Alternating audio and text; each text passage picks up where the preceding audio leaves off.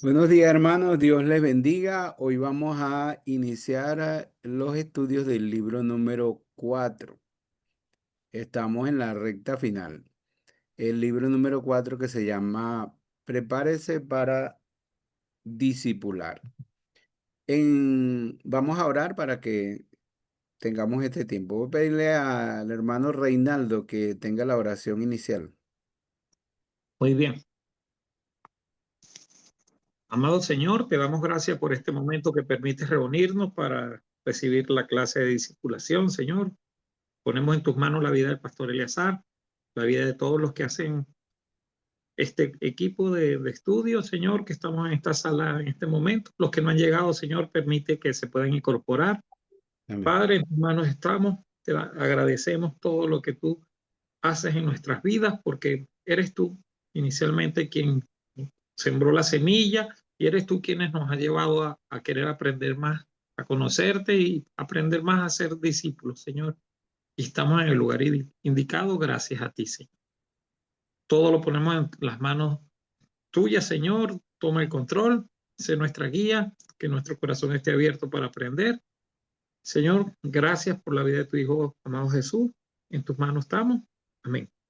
Amén. Ok, gracias, hermano Reinaldo. Vamos Amén. a comenzar con el libro Prepárese para discipular. Este, una de las cosas con las que tiene que a veces lidiar el pastor o los líderes es que muchas personas comienzan a discipular y no terminan, dejan la tarea a la mitad. O ¿por qué la gente? Porque es una de las preocupaciones que muchas veces se tiene, es por qué no se, o sea, por qué no se logra esa parte de que la gente sea fiel en discipular, porque no crece el número de discipuladores en la iglesia. Y una de las razones es porque la gente va a discipular, pero la gente lo hace, en la mayoría de los casos, o inicialmente la gente lo hace basado en la visión del pastor.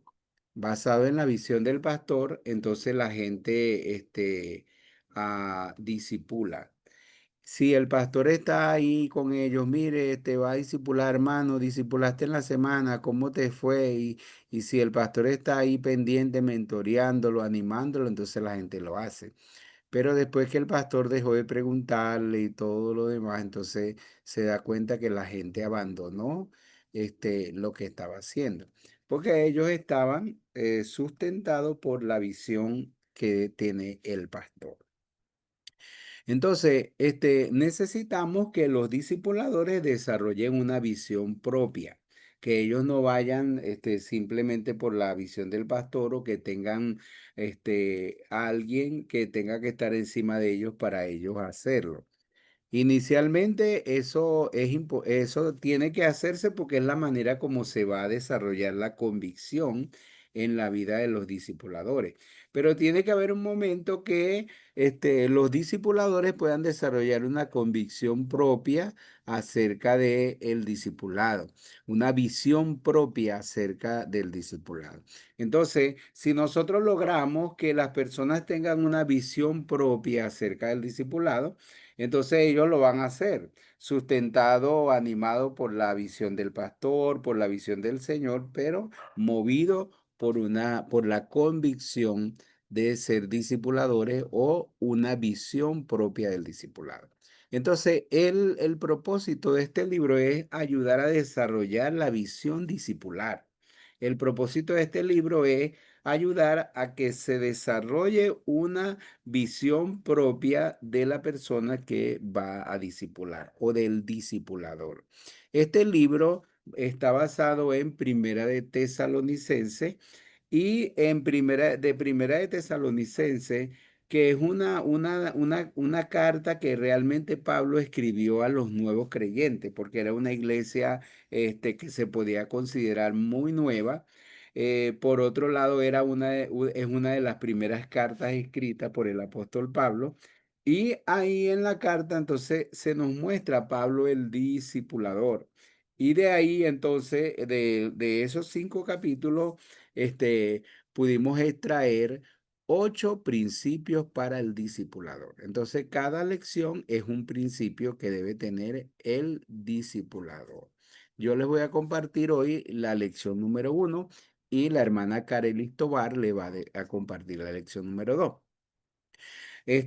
La lección número 1 es, el primer principio para un discipulador es identificar la obra de Dios en la vida de los creyentes.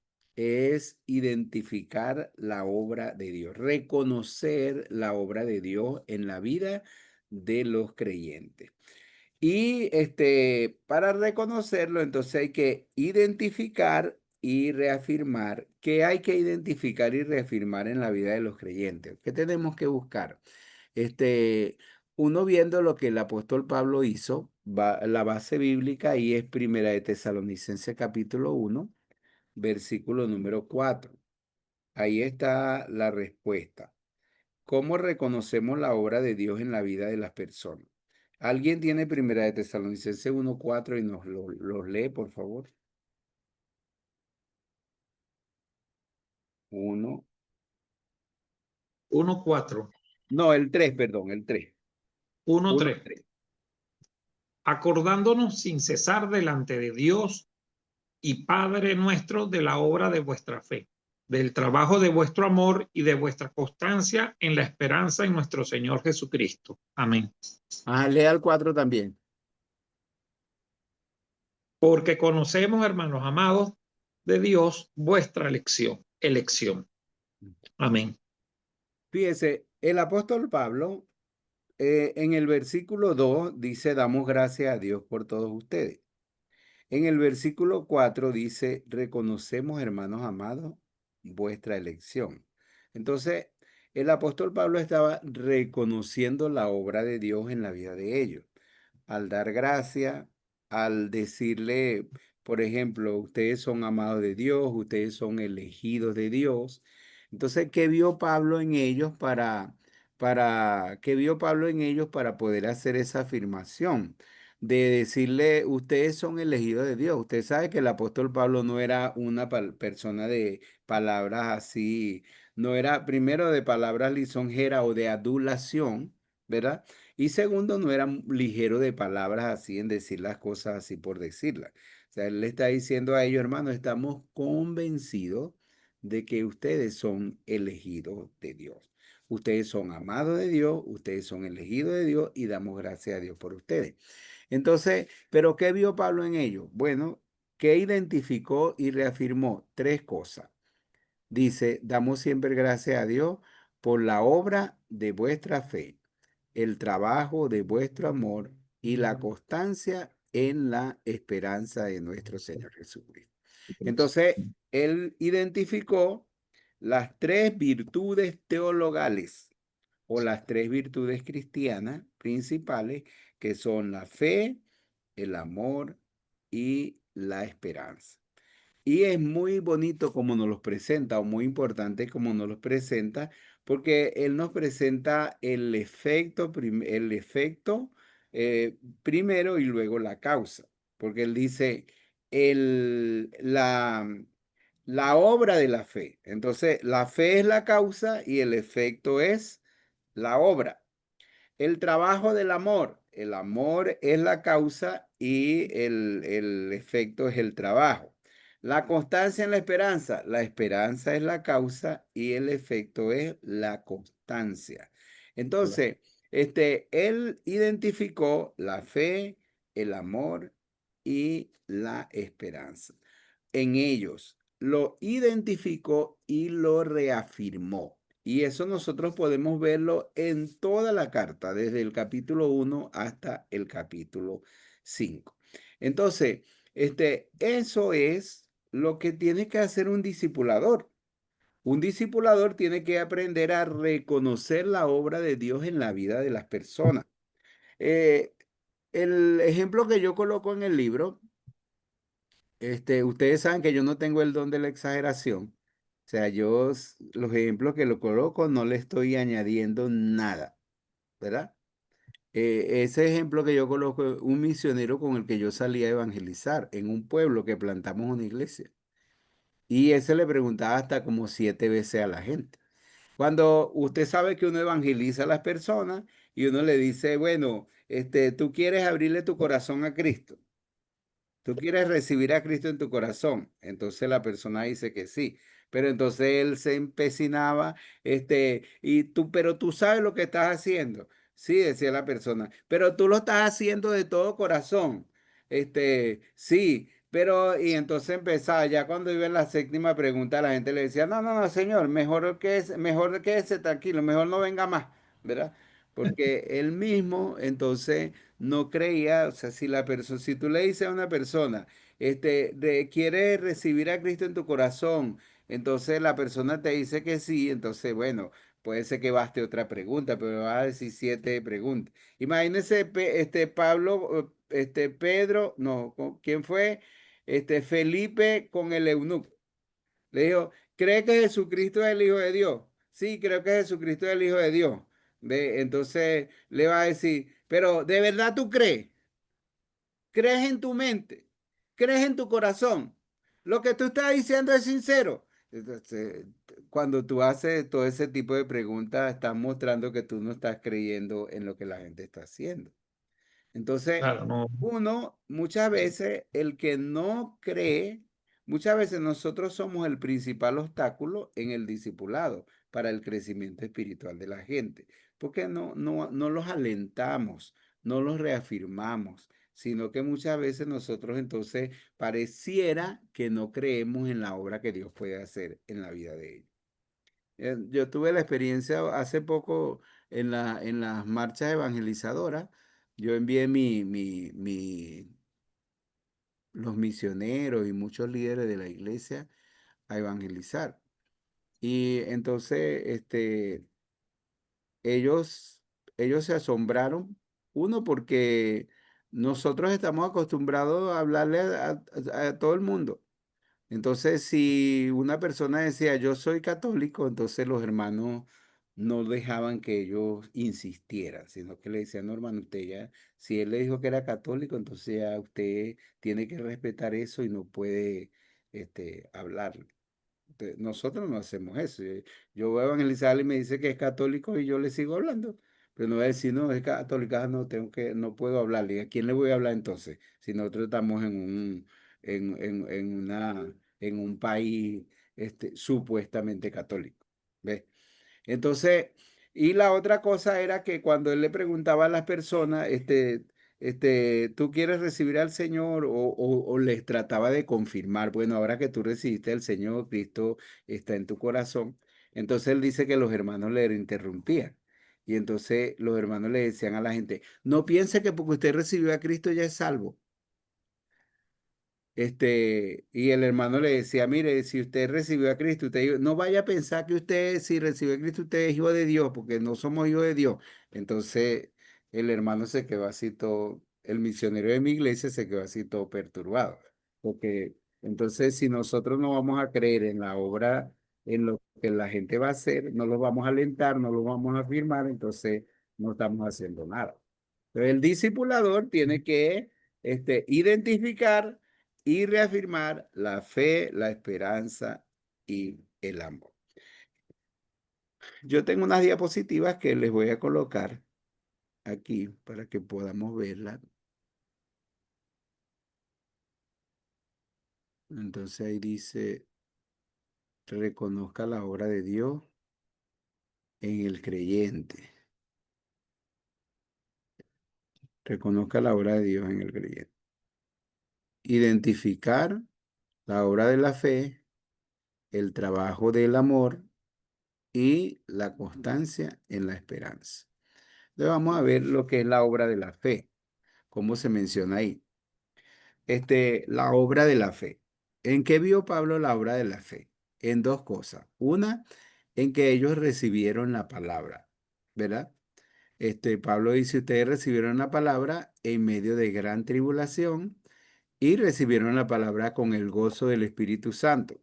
Y en otro texto dice, recibieron la palabra no como es, la recibieron no como palabra de hombre, sino como es en verdad la palabra de Dios. Entonces, la obra de la fe significa recibir la palabra. El, el, en el libro de los Hechos, cuando se menciona la confesión de fe de los creyentes, se menciona era que ellos recibían la palabra. Por eso si usted ve Hechos capítulo 2 cuando dice, y los que recibieron la palabra fueron bautizados y se añadieron aquel día como 3.000 personas. Entonces, recibir la palabra es lo mismo que decir recibir a Cristo, ¿verdad? Es recibir el Evangelio, es recibir al Señor y todo eso. Entonces, los hermanos, la obra de la fe es recibir la palabra, es oír el Evangelio y creer en el Evangelio. Como dice Efesios capítulo 1:13, en él también ustedes habiendo oído la palabra de verdad y creído, y habiendo creído en él. Oír y creer. Recibir la palabra es oír y creer. Como igual como dice Juan 1:12, todos los que le recibieron, a los que creen en su nombre. Entonces, recibir es oír y creer. Ellos oyeron la palabra y creyeron en el Evangelio en medio de la persecución y con el gozo del Espíritu Santo y como palabra de Dios. Y eso solo puede hacerlo uno, eso solo puede hacerlo uno por la obra de Dios. Esa es la fe que Dios pone en nuestros corazones. En el libro está el ejemplo del hermano Luciano. Él era un policía que cuando estábamos comenzando la iglesia llegaron 3 policías uniformados al culto de oración. Bueno, imagínense, uno se medio asusta ahí, ¿qué es lo que pasa aquí? 3 policías. Entonces yo estaba dirigiendo la oración, pues, un hermano estaba dirigiendo la oración y organizó los hermanos que estaban en grupo de 3 para que oraran por distintas peticiones. Los policías, ellos no se metieron en ningún grupo. Uno de ellos se acercó a mí y me dijo, pastor, nosotros no nos vamos a meter en grupo porque nosotros no somos cristianos. Nosotros vinimos porque queremos oír la palabra de Dios. Entonces él dice, pero él me contó, él me dijo, mire, nosotros tenemos una situación. Nosotros estamos presos aquí en la policía, estamos pagando trabajo por cárcel. Y yo lo que yo quiero, a mí me da pena contarle a la gente lo que estamos pasando, pero lo que yo quiero es que cuando usted se reúna con su grupo de confianza, ore por nosotros. ¿Ve? Y bueno, los otros 2 no fueron más, él siguió yendo a la iglesia, siguiendo a la iglesia, y un miércoles, cuando estábamos también en el culto, casi siempre iba los miércoles, entonces estábamos predicando sobre el ciego Bartimeo, y yo pasé adelante a decir que el ciego dijo, el Señor le preguntó, ¿qué quieres que te haga? Y él dijo, maestro, que recobre la vista. Yo les hablé acerca de Salomón cuando tuvo ese sueño que dice, pide lo que quieras que yo te dé. Y yo le hice un llamado a los hermanos que estaban ahí, a la gente que estaba ahí, para que se acercaran a Dios y para que ese día cada quien le pidiera a Dios lo que había en su corazón. Y el primero que se levantó del grupo fue él. Pasó adelante, pasó al altar, después los hermanos pasaron, se arrodillaron ahí en el altar y cada uno oró. Yo no sé por qué oró cada uno. Lo cierto es que 3 días después, el sábado, cuando yo fui al templo, el policía estaba allí en el templo. Y entonces me dijo, pastor, yo quiero hablar con usted. Y él me dijo, pastor, el día ese que yo pasé adelante a orar, a lo mejor usted piensa que yo oré para que Dios nos librara de la cárcel, de la situación que tenemos, porque usted conoce cuál es nuestro caso. Pero me dijo, pastor, mire, ese día yo ni le mencioné eso a Dios. ¿Usted sabe cuál fue la oración que yo hice? Me dijo. Yo hice una oración ese día. Yo le dije, Señor, sálvame de mis pecados. Eso fue lo único que yo le pedí al Señor ese día. Pastor, y después que yo hice esa oración, yo siento paz. Yo tengo ganas de venir a la iglesia. Yo quiero aprender la palabra de Dios. Yo quiero aprender a orar. Yo quiero seguir el camino de Dios. Entonces, ¿qué hice yo ahí? Yo vi la fe en este hombre y lo que hice fue reafirmarle. Ni siquiera le hice una evangelización así de 20 o 30 versículos. Yo le dije, ese día tú abriste tu corazón al Señor. Le reafirmé y oramos. Y bueno, ese hombre ha sido fiel al Señor. Tiene más de 20 años de misionero de tiempo completo en la iglesia. ¿Ves? Y es un hombre de gran testimonio. Está plantando una de las iglesias, ha participado en muchas de las plantaciones de las iglesias y es un hombre que está dedicado a tiempo completo a la obra de Dios, ¿verdad? Ahora es misionero de la iglesia, ¿verdad? Entonces, ¿qué hicimos? Vimos la fe y la reafirmamos.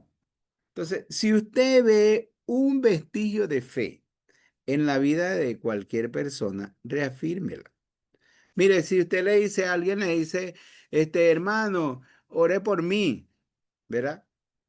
Entonces, si le está diciendo, ore por mí, que Dios a usted lo escucha. ¿Ve? Entonces, ¿por qué usted va a salir con una repugnancia? Porque usted va a decirle, por ejemplo, ¿qué voy a hacer yo con orar por ti? Si tú no te arrepientes, Dios no te va a escuchar. Lo está reafirmando. No, si él está diciendo ore, ore por él, ¿verdad? Y reafirme ese poquitico de fe que él tiene, reafirme, dele algunas palabras, dile el Señor te ora o vamos a orar, reafírmele. Si alguien le dice un versículo de la Biblia, entonces reafírmele. Ah, se sabe un versículo de memoria, conoce algo de la Biblia. Entonces reafírmele, dígale, ah, qué bueno que sabes un texto de la palabra de Dios, ¿verdad? La palabra de Dios es así y háblele y use eso para abrirse y para reafirmarle. Pero no llegue y haga como algunos que le dicen un versículo y dice, ajá, ¿qué sabe? Sabe la Biblia, pero no la está cumpliendo. Tiene mayor pecado, porque el que sabe hacer el bien y no lo hace, le es contado como pecado. Entonces tú tienes mayor condenación. Entonces sale la persona todo perturbado, ¿verdad? Porque usted no lo reafirmó. Lo que hizo fue terminarlo de desanimar, terminarlo de matar. Entonces, no, si usted ve un vestigio de fe en la persona, reafírmelo. El discipulador tiene que ser así. El discipulador, si ve un vestigio de fe, un vestigio de amor, un vestigio de esperanza, reafírmelo en la vida de la gente. La otra cosa que Pablo vio en ellos fue que ellos, y que significa la obra de la fe, es que ellos se convirtieron de los ídolos a Dios. Ellos se convirtieron de los ídolos a Dios, ¿verdad? Dejaron la idolatría. Porque la fe es la fe que Dios pone en nuestro corazón, esa fe nos da la fuerza suficiente para nosotros salir de cualquier condición de pecado en que nosotros estemos. La fe que Dios pone en nosotros, mire, no hay ningún pecado del que no podamos, que estamos hundidos, del que no podamos salir, que estamos amarrados, del que podamos desatarnos. No, la fe hace que nos convirtamos de los ídolos. Algunos no es de los ídolos, algunos se convierten de la inmoralidad, algunos se convierten de los vicios, ¿verdad? Pero todo eso es parte de la obra de la fe. Y aún hay personas que dejan de hacer cosas malas antes de afirmarse en la iglesia, ¿verdad? Y muchas veces nosotros no vemos eso como parte de la obra de Dios. Y uno tiene que saber que Dios va obrando en la vida de las personas. Entonces, si usted ve que las personas están dejando algunas cosas malas y todo eso, entonces, reafírmele, porque eso es parte de la obra de Dios en la vida de las personas. Entonces, eso es importante. Entonces, hay que identificar fe y reafirmarla en la vida de la gente. Eso tiene que hacer el discipulador. En esta parte hay una enseñanza sobre la idolatría que es muy importante. Estamos en el libro número 4. Entonces, bueno, a lo mejor no lo hace cuando usted está atendiendo un nuevo creyente de una vez, pero ya a esta altura de la vida, usted puede darle estas enseñanzas acerca de la idolatría. Ahí está, si usted se aprende cada texto, le va a ayudar mucho. Éxodo 25 nos dice que la idolatría es la violación al primer mandamiento de Dios, ¿verdad? Y dice que uno no debe tener ídolo ni adorarlo, ni hacerlo, ni tenerlo, ni hacerlo, ni adorarlo. El Salmo 115 nos habla de que los ídolos no tienen vida.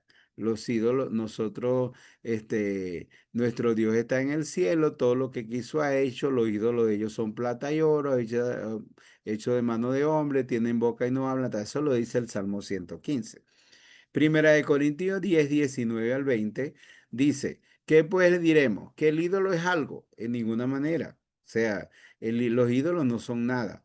Pero porque la gente dice que le hacen milagro, que hace todo, algunas otras cosas. Bueno, ahí dice, lo que la gente adora, a los demonios lo adoran o lo sacrifican y no a Dios.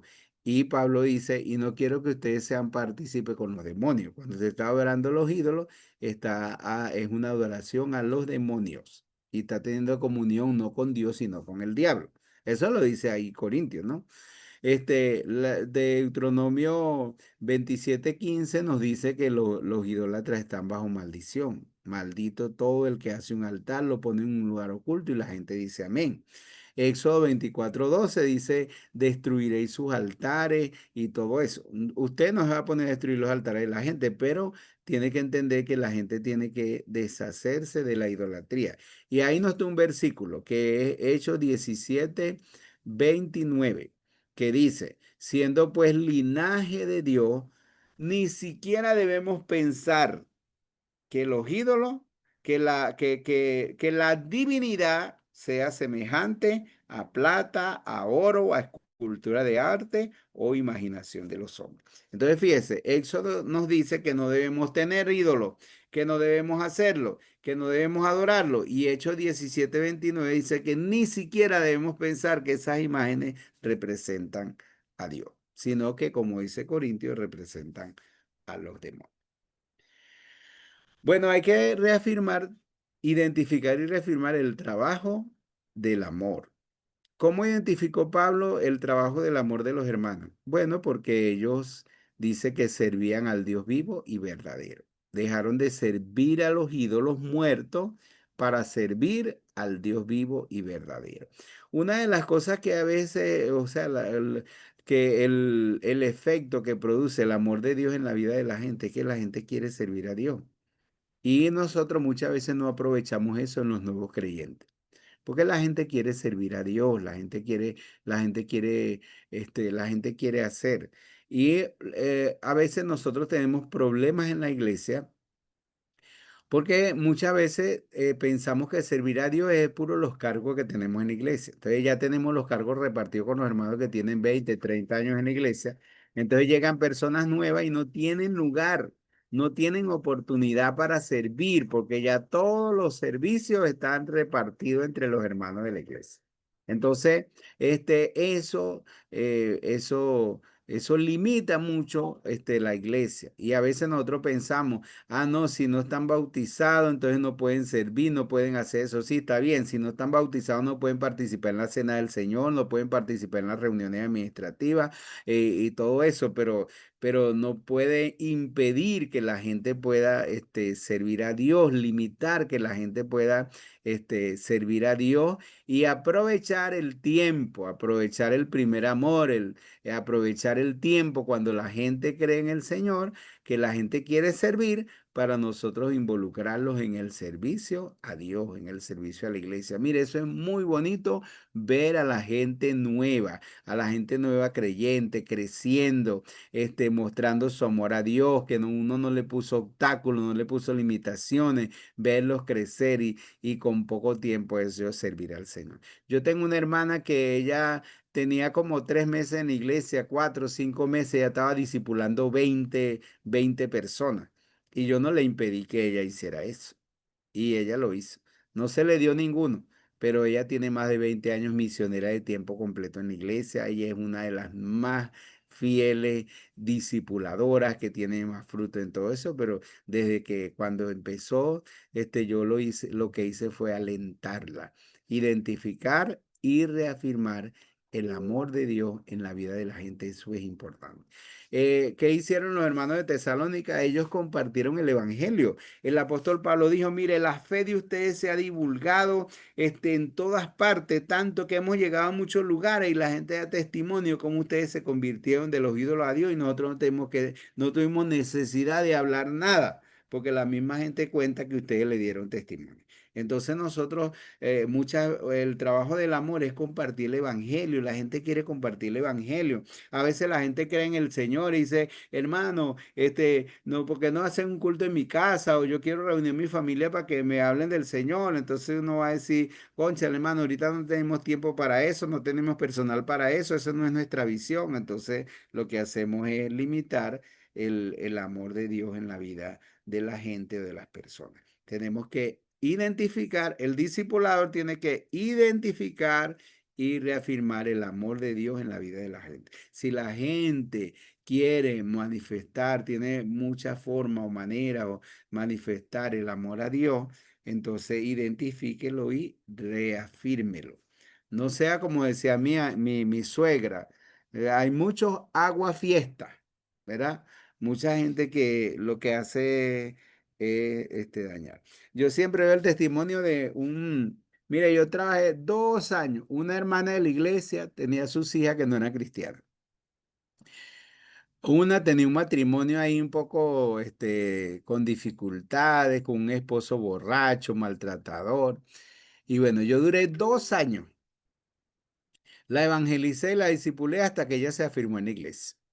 Se afirmó en la iglesia. Y después duré 2 años más trabajando con su esposo. Y por fin llevé al esposo a la iglesia. Mire, el día que llevé el esposo a la iglesia, era un culto de acción de gracia. Y entonces pasó a la gracia la suegra, la suegra del hombre y la hermana de la suegra del hombre. ¿Cuál fue la acción de gracia que dio? Ay, doy gracias a Dios porque vino el esposo de mi hija, ¿verdad? A la iglesia. Ojalá sea verdad que haya recibido al Señor. Ahí lo dijo públicamente delante de todos los hermanos. ¿Usted se imagina cómo se sintió ese hombre? Ahí. Entonces, el hombre por fin fue a la iglesia, el hombre estaba dispuesto a seguir camino de Dios. No, esas mujeres fueron una piedra en el zapato. Entonces, ellas queriendo que la familia llegue al Señor, entonces ellas mismas lo que hacen es se agua fiesta y echar a perder la broma, ¿verdad? Y a veces muchos hermanos son así. Entonces uno no puede ser así, el discipulador. Si usted ve que la gente está dando un paso de Dios, afírmelo, reafírmelo, identifíquelo y reafírmelo. ¿Entiende? No lo desanime. Y lo tercero es que Pablo vio la constancia en la esperanza cristiana. En el versículo 10 dice, esperar de los cielos a su Hijo, el cual resucitó de los muertos, que nos libra de la ira venidera. Entonces, es la triple esperanza que vamos a desarrollar no la vamos a desarrollar en este capítulo porque vamos a tener un capítulo completo para desarrollarla, pero es la esperanza en la segunda venida de Cristo, es la esperanza en la resurrección, es la esperanza de la vida eterna, ¿verdad? Entonces, esa esperanza cristiana es la que nos hace a nosotros ser firmes, perseverar, ser constantes, ¿verdad? Ser paciente en medio de las pruebas, de las dificultades que tenemos. Sí, va a haber, vamos a tener dificultades, vamos a tener pruebas, pero hay que reafirmar la esperanza cristiana. Si las personas tienen tentación, pero el Señor ha prometido la salida, entonces hay que reafirmar nuestra esperanza es que el Señor nos va a librar de la tentación. Si las personas tienen miedo, el Señor ha prometido estar con nosotros todos los días, entonces nuestra esperanza es que el Señor no nos va a dejar, que el Señor no nos va a abandonar, que el Señor va a estar con nosotros, ¿verdad? Si las personas tienen pruebas, tienen tribulaciones, la esperanza es que el Señor se va a glorificar en medio de la situación. Entonces, cuando uno está discipulando, uno se va a encontrar a la gente en medio de situaciones, se va a encontrar a la gente desanimada porque está enfermo. Uno tiene que reafirmar la esperanza. El Señor le va a ayudar. ayudar, el Señor está con usted, el Señor le va a sanar, vamos a orar por usted, ¿verdad? Si la gente está en medio de problemas, a veces la gente dice, no, yo empecé a seguir el evangelio, miren, me vino una cosa tras otra y lo otro. Bueno, tiene que reafirmar la esperanza. La esperanza, fiel es el que os llama, el cual también lo hará. El Señor perfeccionará su obra en usted. El Señor le va a ayudar. Tiene que reafirmar la esperanza. Porque cuando las personas son nuevas creyentes, cualquier cosa los desanima. Y usted tiene que estar bien firme en la esperanza cristiana para reafirmarle la esperanza cristiana en nuestra vida presente y la esperanza cristiana en la eternidad. Y tiene que estar, tiene que reafirmar esa esperanza que el Señor no nos va a dejar, no nos va a desamparar, el Señor nos va a ayudar a vencer las tentaciones, el Señor nos va a llevar, no nos va a poner carga que no podemos soportar, en medio de la aflicción el Señor nos va a dar paz, el Señor se va a glorificar, o sea, hay que conocer la esperanza cristiana y reafirmar la esperanza cristiana en medio de el discipulado. Entonces, ¿cuál es el primer principio para el discipulador? Tiene que aprender a reconocer la obra de Dios en la vida de la gente. Cuando usted ve esas personas que no creen en lo que Dios puede hacer en otro, es porque ellos hay que evangelizarlo de nuevo, porque ellos todavía parece que no hay obra de Dios en la vida de ellos. Porque yo, yo creo en lo que Dios puede hacer en la vida de otras personas por lo que Dios hizo en mi vida, por lo que Dios hizo en mi corazón. Entonces yo creo en lo que Dios puede hacer en la vida de otro. Y yo trato de identificar, si yo identifico que Dios está obrando en alguna persona, yo reafirmo eso. Yo no voy a hacer que la persona dude de la obra de Dios. Yo no voy a desmentir la obra de Dios. Porque el que hace dudar de la obra de Dios y el que hace desmentir la obra de Dios es el diablo. Y yo no soy un instrumento del diablo. El discipulador es un instrumento del Señor. Entonces el discipulador tiene que aprender a identificar fe, amor y esperanza y reafirmarlo. No se ponga a buscar otra cosa, porque la Biblia dice que todo pasará, pero hay tres cosas que permanecen: la fe, el amor y la esperanza. Entonces, no se ponga a buscar otra cosa. Vea fe, tenga ojo para mirar fe, amor y esperanza y reafirmarlo en la vida de las personas. Y si es así, usted va a tener fruto en el discipulado. No se le van a morir los frutos. ¿Ok? Bueno, ¿tienen alguna pregunta o algo que añadir? Pueden hacer. Esa es la clase 1.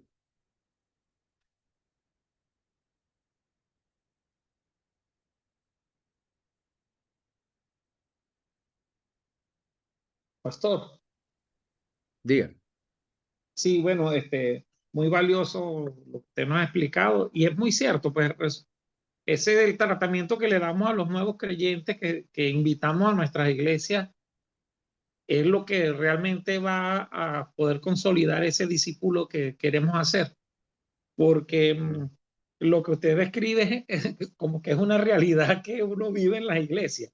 Lo hablo desde el punto de vista de cuando yo llegué a la iglesia mía, si es verdad, y todavía lo veo como una limitante de que quieren que la persona que no le aprenden a identificar el amor, la fe, el amor, la esperanza que tiene, en darle responsabilidades que hagan crecer esa convicción que tiene. Porque es lo que te dice, reafirmar ese amor que está sintiendo y consolidarlo para no perderlo, porque en el rechazo la gente tiene muy buenas intenciones, pero tú no lo puedes hacer porque no estás bautizado o no te corresponde porque tú eres nuevo, tú siéntate en este lado porque aquí se sienta fulanito.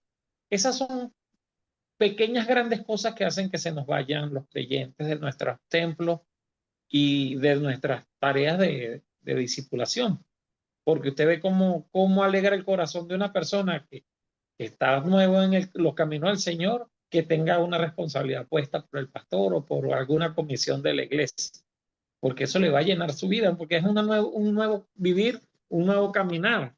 Y muchas veces lo que describe el libro es muy cierto. Somos nosotros los que ponemos la tranca, porque queremos que lleguen cristianos consolidados, pero no queremos hacer cristianos que se consoliden. Sí, Y es señor. una gran reflexión para nosotros mismos como discipuladores y como miembros de una iglesia que a veces no cediendo una silla o no cediendo en dar responsabilidad que bien se hacen mejor con más manos por temor a que no, porque este es nuevo. Y es una, es que es verdad que es maravilloso el ejemplo que ha dado porque uno lo ve retratado, la realidad que ocurre en nuestras iglesias. Sí, eso es verdad, porque imagínense nada más cómo se sintieron los tesalonicenses. Una iglesia que posiblemente tenía un año o menos de un año de creyente cuando recibieron esa carta de Pablo. Y cuando ven eso, esa reafirmación, Pablo dando gracias por ello, reconociéndolo como amado de Dios, como elegido de Dios, todo lo que Pablo hizo en reafirmar esta obra en la vida de ellos, tienen que haberse sentido muy bien y eso les ayudó en la parte de la iglesia. Nosotros hemos tenido personas yo he tenido dos personas que yo he llamado al ministerio antes de tener un año de creyente. Y es un misionero, fue el director de misiones de nuestra convención durante 6 años. Y yo lo llamé a ser misionero, a ser parte del equipo misionero donde estábamos y tenía 9 meses de ser creyente.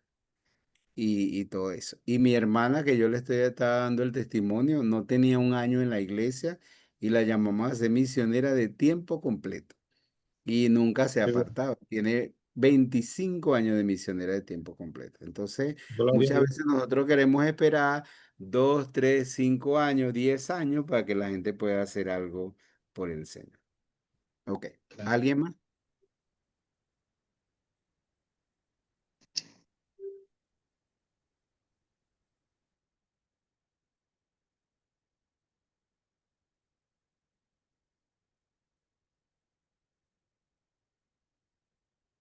¿Alguien más quiere participar? ¿Nadie más quiere decir nada?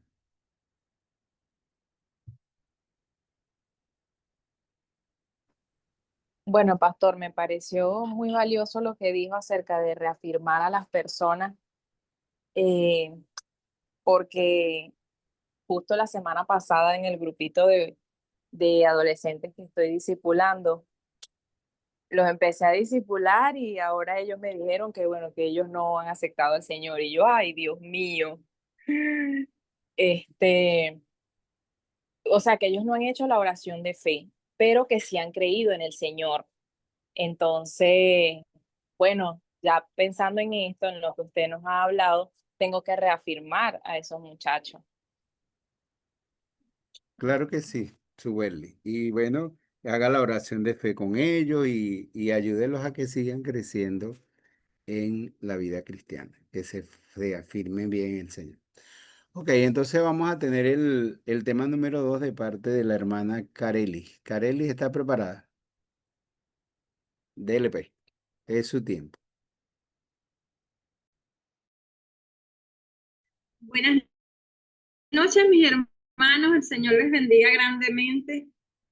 Y bueno, tengo el privilegio de compartir con ustedes la lección número 2, el segundo principio: entregue su vida por sus discípulos. Una lección que nos confronta un poco, y les voy a invitar. El hecho de que estemos online, que estemos lejos, no quiere decir que no nos podamos ver. Enciendan sus cámaras y por ahí en alguna actividad nos veamos y, ay, mira, nosotros hicimos el diplomado juntos. Enciendan sus cámaras y vamos a leer el pasaje en el que está basado esta lección. Primera de Tesalonicenses 2, del 1 al 16. Y voy a leer el primer versículo y luego van leyendo, cada uno lea uno. ¿Sí? Ok, comienzo. Porque vosotros mismos sabéis, hermanos, que nuestra visita a vosotros no resultó vana. Pueden seguir, leen versículo 2. Pues habiendo antes padecido y sido ultrajado en Filipos, como sabéis, tuvimos de nuevo en nuestro Dios para anunciaros el evangelio de Dios en medio de gran oposición. Porque nuestra exhortación no procedió de error, ni de impureza, ni fue por engaño. Sino que según fuimos aprobados por Dios para que se nos confiase el evangelio, así hablamos, no como para agradar a los hombres, sino a Dios que prueba nuestros corazones. Porque nunca usamos las palabras lisonjeras, como sabéis, ni encubrimos avaricia. Dios es testigo.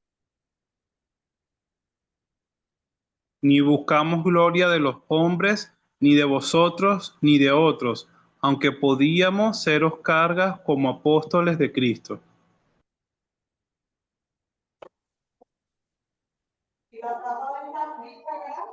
No sé.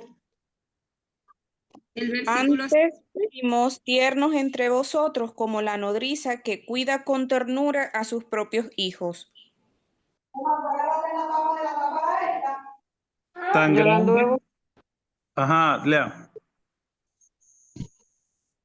El 8.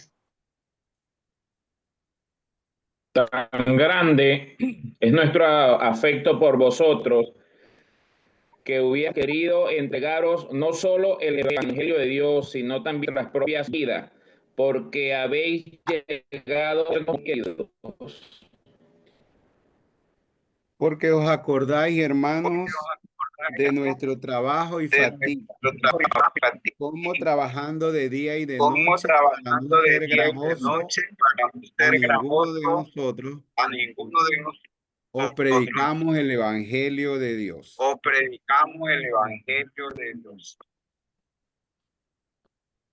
Vosotros sois testigos y Dios de cuán santa, justa e irreprensiblemente nos comportamos con vosotros los creyentes.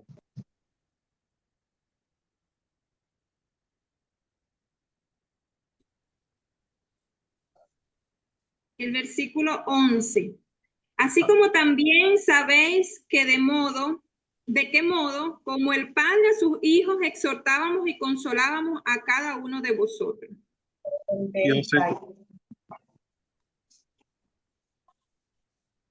Y os encargábamos que anduvieseis como es digno de Dios, que os llamó a su reino y gloria.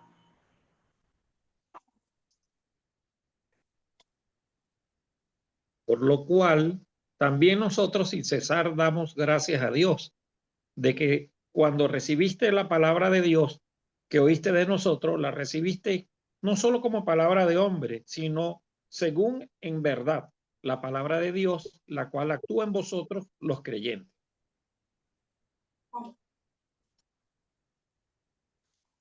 Porque vosotros, hermanos, vinisteis a ser imitadores de la Dios, cual actúa en vosotros los creyentes. Porque vosotros, hermanos, vinisteis a ser imitadores de las iglesias de Dios en Cristo Jesús, que están en Judea, pues habéis padecido de los de vuestra propia nación las mismas cosas que ellas padecieron de los judíos. qué calor y tengo que hacer yo también mis cosas.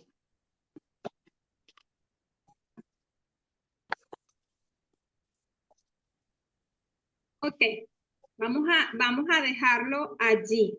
Y qué bonito poder verles, hermanos. De verdad que es de gran gozo poder verles. Y cuando comencé a leer esta lección, hubo una frase que resaltó así en mi vista.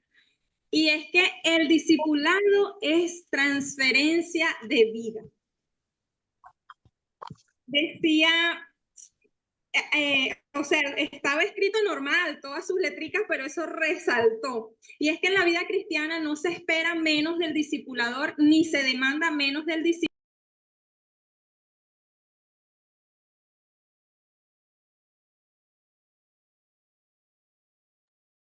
No es un asunto, perdón.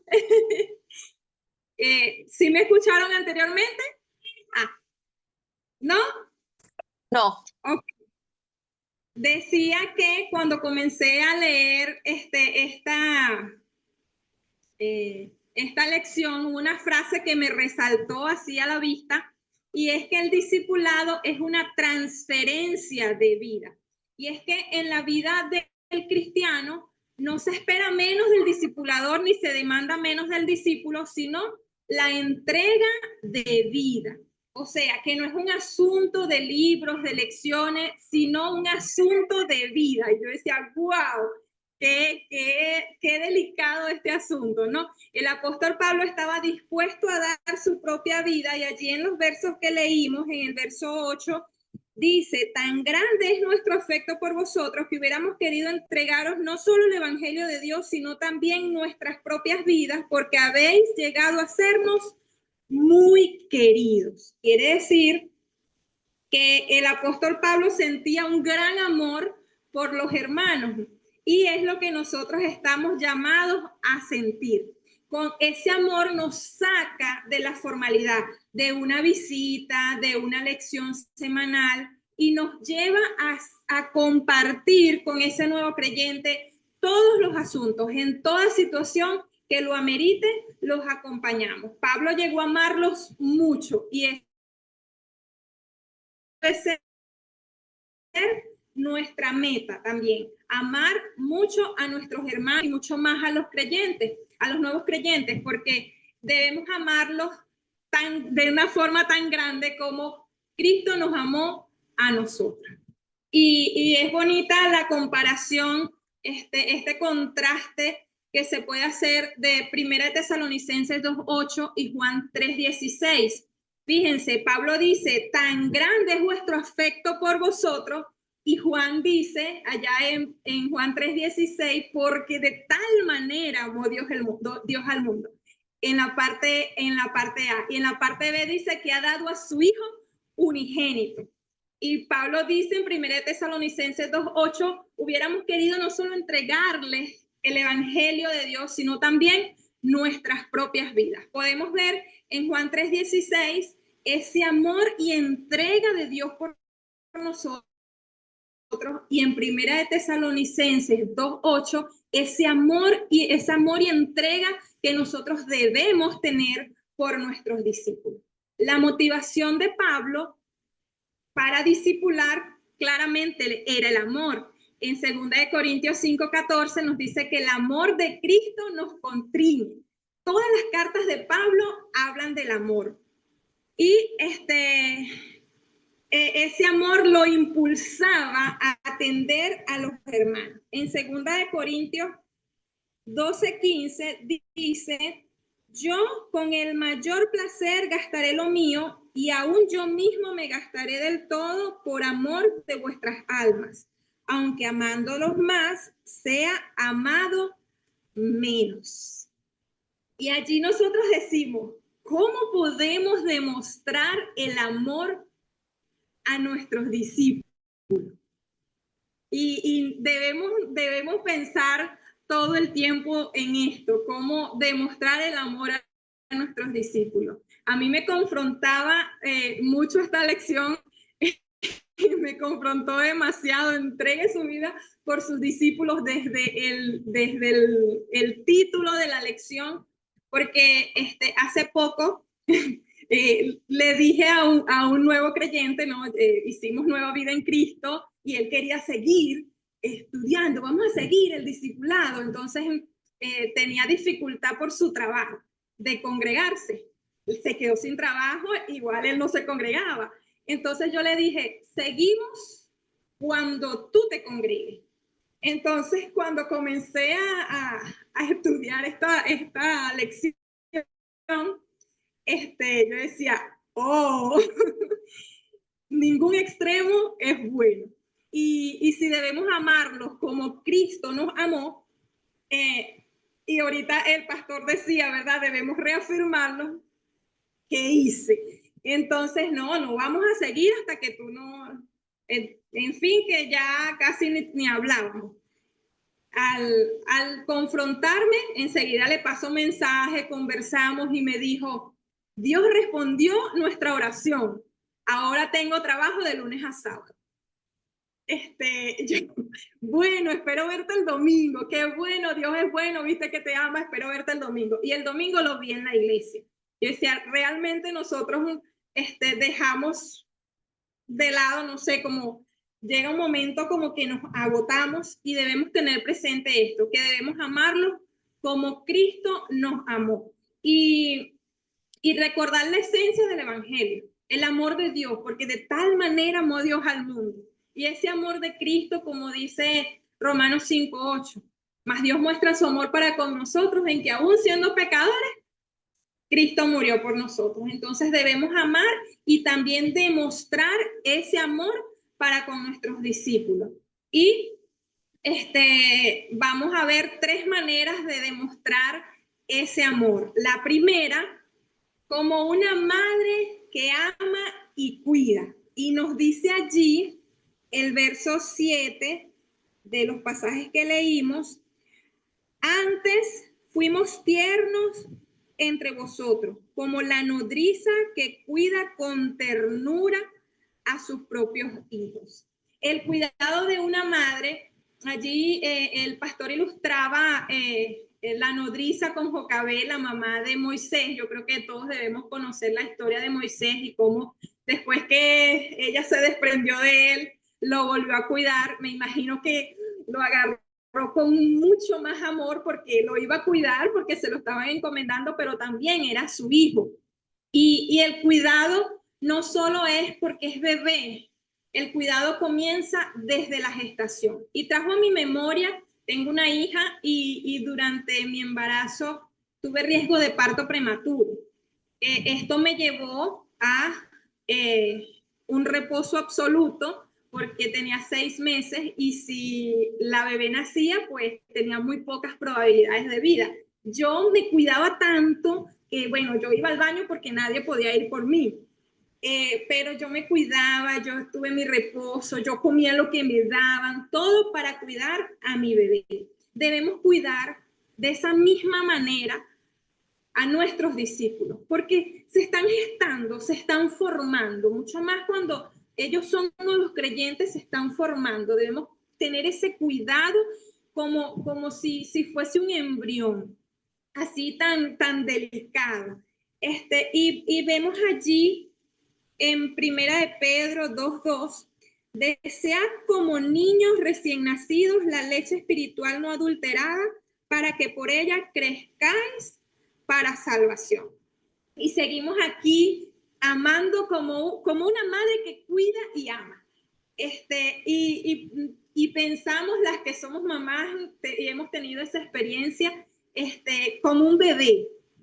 ¿Cómo desea ese bebé esa leche? Y a veces uno, bueno, yo tuve la oportunidad, la bendición de tener a mi bebé joven, y escuchaba, aparte de ser primeriza, escuchaba a los mayores que decían esto es malo, esto no es malo, esto no se puede hacer, ese muchacho lo que está es mingón. Y entonces, vemos que hay un tiempo donde el bebé quiere estar pegado de allí, del seno, de encontrar ese calorcito de la mamá.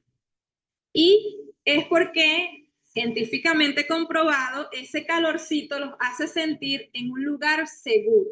Nosotros también podemos ser ese lugar seguro para estos nuevos creyentes, porque no sabemos de dónde vienen, si vienen de hogares donde los maltrataban, si vienen de situaciones en los trabajos que son difíciles, otras situaciones en la vida que realmente no quieren repetirlas. Entonces nosotros debemos cuidar con ternura, no ser áspero. no pensar allí como Jacobo y Juan, Señor, ¿quieres que mande que descienda fuego del cielo como hizo él y los consuma? A veces provoca, pero no, ese no es el punto, no. Nosotros no debemos tener ese pensamiento. Yo sé que a veces nos agotamos, pero debemos amarlos con ternura, como esa mamá que ama y cuida. Debemos también darle atención temprana, porque este es uno de los fallos que tenemos en las iglesias, o que tenemos en general nosotros. Bueno, recibió a Cristo y esperamos, fíjense, hasta que no te congregues no seguimos. Entonces esperamos y no le damos esa atención que el nuevo creyente necesita. Recibió a Cristo, vamos a discipularlo y vamos caminando con él, cuidándolo como una madre que cuida y ama, cuidándolo con ternura. Pero también la segunda forma en que debemos mostrar ese amor para con los discípulos es como un padre que forma. En el verso 11 vemos que dice, así como también sabéis de qué modo, como el Padre a sus hijos, exhortábamos y consolábamos a cada uno de vosotros. Pablo estuvo allí como un padre, anunció el evangelio, los visitó, pero no se quedó allí. Él siguió exhortándolos, consolándolos, instruyéndolos para su crecimiento. Y la visitación y la evangelización es muy importante. Nosotros fijamos, bueno, nos vamos a reunir en tal lugar, hacemos el discipulado y chao y adiós. O quizás a veces, bueno, en el templo nos reunimos, pero es bueno visitarlos. Ya hemos visto en otros módulos, ¿verdad? Lo de la visitación, cuán importante es ser buenos visitadores. Y acá seguimos para entregar nuestra vida por los discípulos, seguimos con esa visitación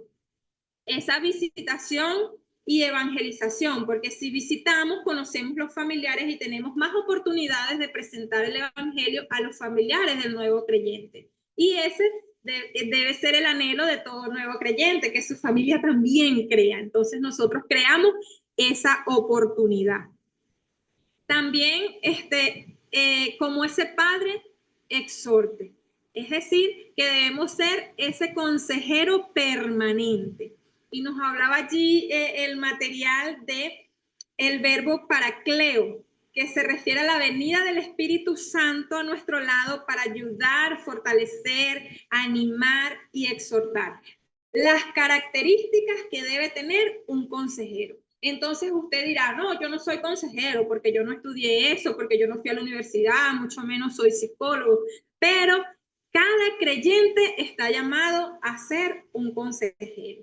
Y el llamado es el ministerio que Dios nos da, es el llamado que Dios nos da, o ese ministerio que Dios nos da a nosotros con el discipulado. Entonces estamos llamados a ser ese consejero que ayuda, fortalece, anima, exhorta y consuela. Nosotros estamos llamados a consolar, y la consolación es sanar los quebrantados de corazón. Y tenemos un bello ejemplo allí en 2 Corintios 1, del 3 al 10, no lo vamos a leer, es bastante largo, pero puede anotarlo, revise, lea, y nos da algunas enseñanzas acerca de la consolación. Y comienza allí el apóstol Pablo en el versículo 3 y llama a Dios el Dios de toda consolación.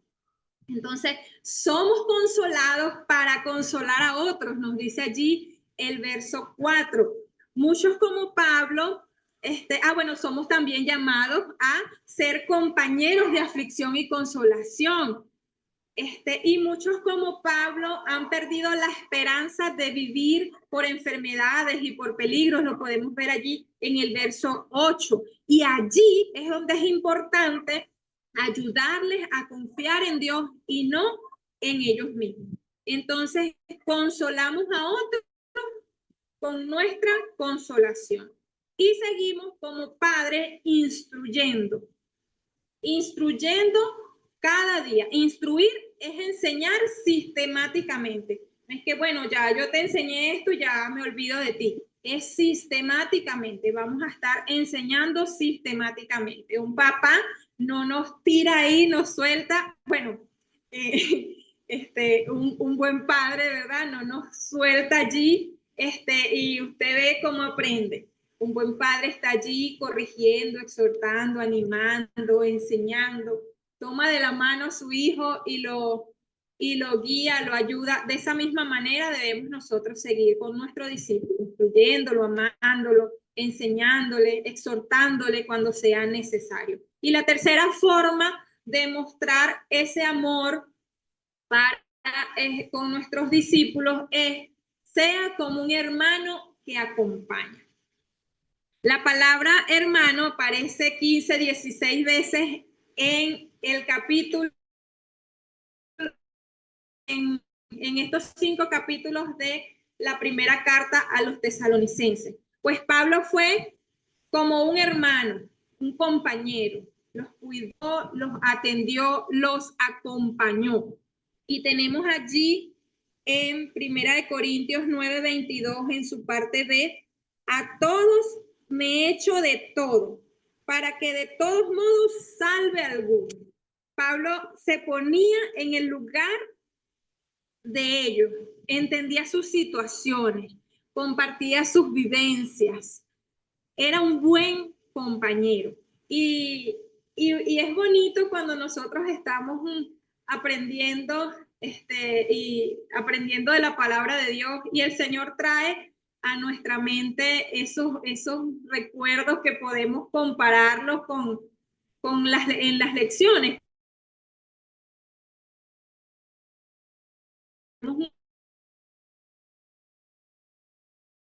Podemos traerlas a nosotros. Son 14 hermanos y uno estuvo bastante mal, y uno de sus hermanos dejó 2 años el trabajo y lo cuidó. Otro venía cada fin de semana, todos los hermanos se unían a orar. Esto es muy bonito. Cada uno tiene sus vivencias y podemos hacer esa transferencia de vida en el discipulado. A mí particularmente, cuando me decía, sea como un hermano que acompaña, vino a mi memoria mi hermana mayor.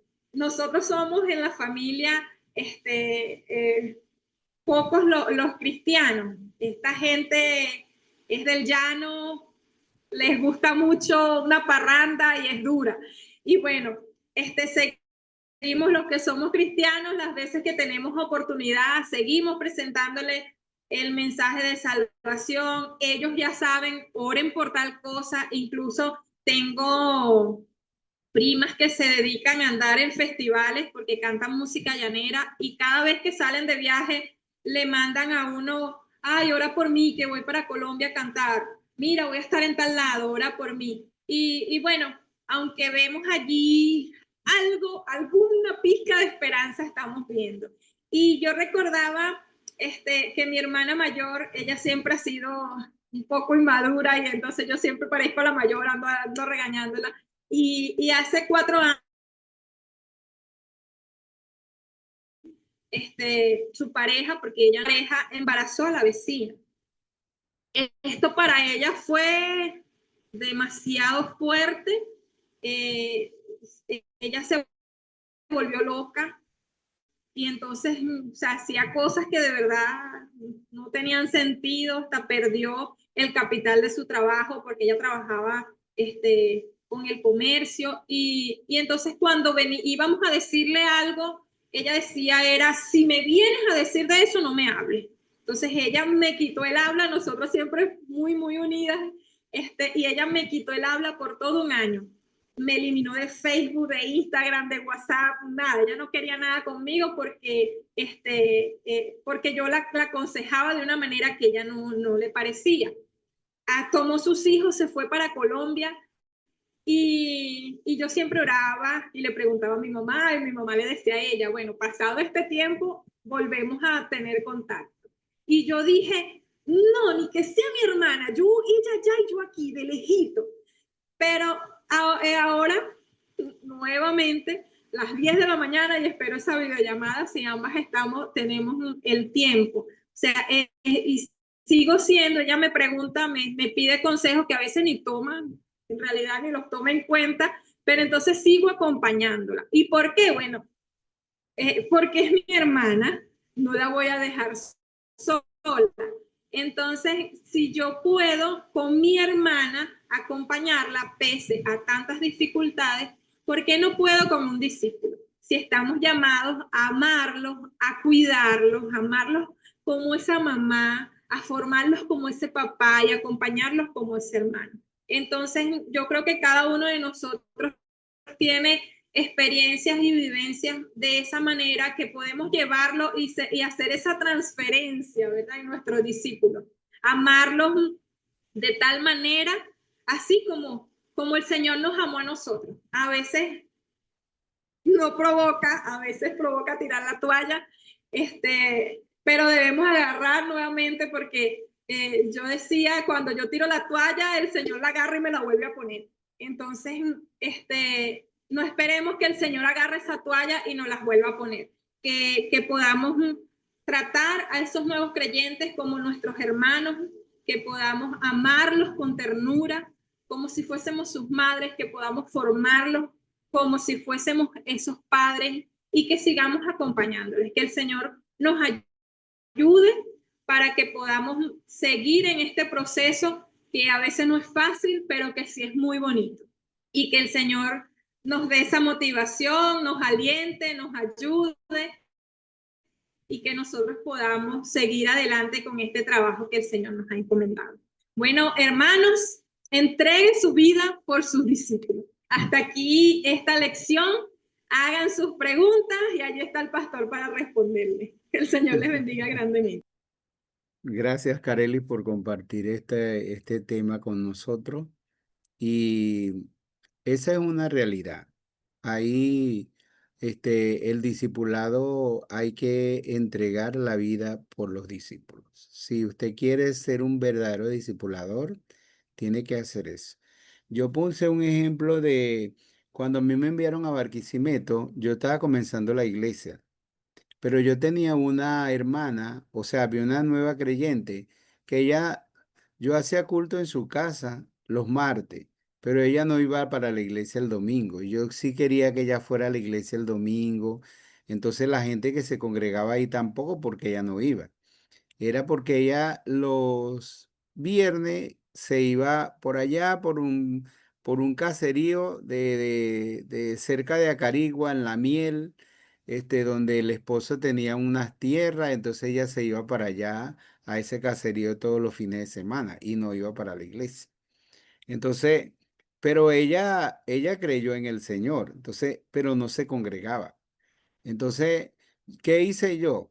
Yo llegué y le puse una revista de niños en la mano y le dije, mira, empiece allá, si usted está su domingo allá, bueno, reúna a esos muchachos que usted tiene por allá, los niños allá, y empiece a enseñar la palabra de Dios. Esa fue la manera que yo usé para eso. Y cuando hicimos los primeros bautismos para constituir la iglesia en Barquisimeto, lo hicimos allá porque uno llega a la población de La Miel, camina 4 kilómetros, llega a Licorerías Unidas, llega a un río y de ese río uno cruza el río 1 kilómetro más y llega al caserío. Entonces, este, ella llegó y me dijo, pastor, bueno, hicimos los bautismos en ese río. Y cuando hicimos los primeros bautismos de los primeros 20 miembros bautizados con que constituimos la iglesia, ella me dijo, pastor, yo le estoy hablando a una de mis vecinas, yo quiero que usted vaya y le hable a ella. Y yo fui, después de los bautismos fui, la vecina de ella, y la evangelicé. Esa señora escuchó el mensaje bien atenta y cuando yo le dije, ¿usted quiere recibir a Cristo en su corazón? Me dijo, no, pastor. Yo tengo a mí me gusta mucho, yo he escuchado todo lo que usted me dice, yo quisiera hacerlo, pero no, yo tengo un impedimento muy grande. No le voy a decir cuál era el impedimento, ¿no? Por si acaso. Yo sé que usted ya tiene curiosidad, pero no le voy a decir. Entonces me dijo, yo tengo un impedimento muy grande y no puedo recibir al Señor. Pero yo le dije, bueno, pero usted quiere que oremos, vamos a orar. Y oramos. Y oré con ella. ¿Ve? Y nos despedimos bien, chévere. Y entonces, pero ¿sabe qué pasó? A los 3 meses, ella tenía, la hermana comenzó a hacer las clases de niños.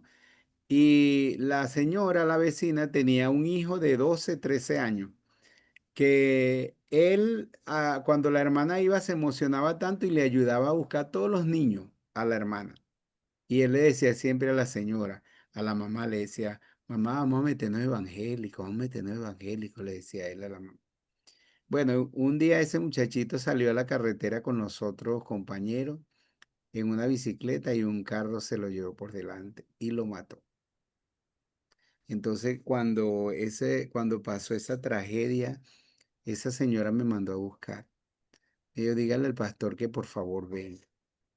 Y yo fui a ese caserío. Y cuando yo fui, estaba el féretro ahí en la sala y ella llegó y me dijo, pastor, yo quiero que usted nos hable porque nosotros queremos recibir al Señor.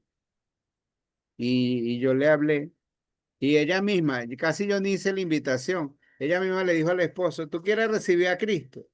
Y entonces le dijo a los hijos, ustedes van a recibir a Cristo. Ya el pastor les habló. Y entonces toda esa gente recibió al Señor ese día. Ahora, imagínense usted, yo no tenía carro, ni bicicleta, ni moto. Y entonces yo apenas estaba fundando la iglesia en Barquisimeto. Y yo tenía que venirme a ese lugar, caminar los 5 kilómetros los sábados, discipularlos a ellos, hacerle culto, que la gente en el campo le gusta que le hagan el culto hasta las 12 de la noche. Y en la mañana, a las 6 de la mañana, regresarme, caminar los 5 kilómetros, ese camino solo, solitario, a agarrar el autobús para llegar a la iglesia para hacer la escuela dominical en la iglesia el domingo. Y yo tenía que hacer eso. Y yo hice eso. Y no me arrepiento de haber hecho eso. Mire los resultados de eso. Esa familia toda creyó en el Señor. De esa familia, nosotros no hicimos una iglesia en el caserío, porque yo le dije, no vamos a hacer la iglesia en el caserío, vamos a hacer una iglesia en Sarare. Entonces ellos cuando me vieron que yo iba los domingos allá, un día me llegaron ellos a Barquisimeto, al culto allá. Y cuando nosotros, imagínense, éramos como 15 personas. En la salita donde empezamos la iglesia se reunían 20.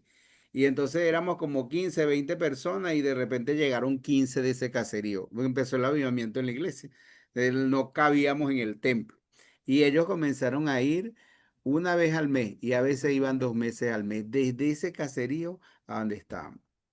Bueno, un día alquilamos un local en Sarare y nadie teníamos de Sarare. Los que se congregaban eran ellos que venían del caserío. Y ahora tenemos la primera iglesia bautista de Sarare, que es una iglesia grande y todo empezó con ese caserío.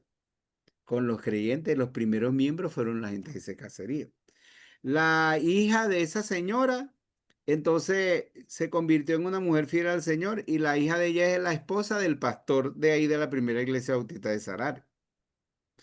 Mira, pastor. La otra hija de él, con el esposo, fueron fieles y un día le hice el llamado, le dije, vénganse para Barquisimeto, yo lo voy a preparar para que ustedes sean pastores, misioneros. Fueron misioneros de la iglesia, fundamos una iglesia en el Tocuyo y son los pastores de la iglesia bautista que fundamos en el Tocuyo. 2 familias misioneras. Y la otra hija está en Barquisimeto en nuestra iglesia con su esposo y con sus hijos. Y toda su familia son cristianos y son parte de la iglesia y de las otras iglesias que nosotros formamos. Y todo, porque yo tuve que entregar mi vida por ellos, como el Señor entregó la vida por mí. Y ahora ellos son 2 familias pastorales que salieron de allá y ellos atienden mucha gente y todo eso. Entonces, uno tiene que entregar su vida por los discípulos. Yo no tenía, como le dije, ni carro, ni bicicleta, ni moto. Tenía que caminar. Y a veces uno tiene que hacer sacrificios por la gente para poder nosotros atender. Es decir, no, hermano, no puedo discipularlo porque no tengo pasaje o usted vive muy lejos o no tengo tiempo, cualquier otra cosa. O sea, uno tiene que sacrificarse para hacerlo. Por eso dice, entregue su vida por los discípulos, como una mamá, como un papá y como un hermano. Ok, ¿alguien más quiere comentar algo? Puede hacer.